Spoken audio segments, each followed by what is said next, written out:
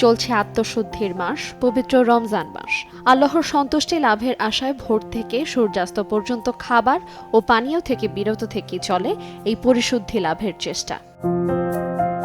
তবে একটানা লম্বা সময় পর্যাপ্ত পানি পান না করা, অনিয়মিত ঘুম শরীর এবং ত্বকের উপর ক্ষতিকর প্রভাব ফেলতে পারে। তাই রোজাদারদের ত্বকের বিশেষ যত্ন নেয়ার পরামর্শ দেন বিশেষজ্ঞরা। কিছু নিয়ম মেনে চললে রমজান মাসে ত্বক সুস্থ ও উজ্জ্বল রাখা সম্ভব। চলুন সেগুলো জেনে নেওয়া যাক।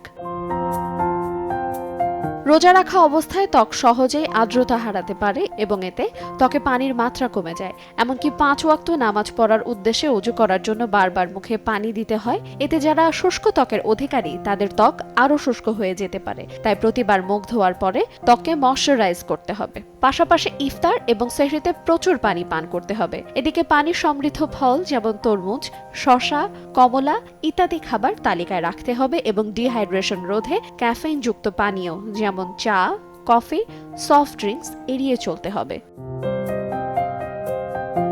সেহরি কিংবা ইফতারে চর্বিযুক্ত ও তেলে ভাজা খাবার খাওয়ার পরিমাণ কমিয়ে আনতে হবে। বেশি বেশি পুষ্টিকর খাবার খেতে হবে। অতিরিক্ত তেল ও চর্বিযুক্ত খাবার খাওয়ার ফলে চেহারায় ব্রণ হওয়ার প্রবণতা বেড়ে যায়। ত্বকের ধুলো ময়লা ও ঘাম পরিষ্কার রাখতে দিনে অন্তত 2 বার ডাবল ক্লেনজিং পদ্ধতি অনুসরণ করে ত্বক পরিষ্কার রাখতে হবে। দিনে রোদের সংস্পর্শে গেলে অবশ্যই সানস্ক্রিন ব্যবহার করতে হবে।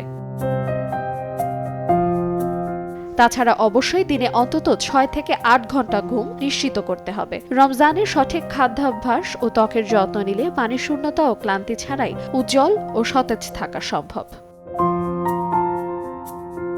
আইরিন আয়াত, সময় সংবাদ, ঢাকা।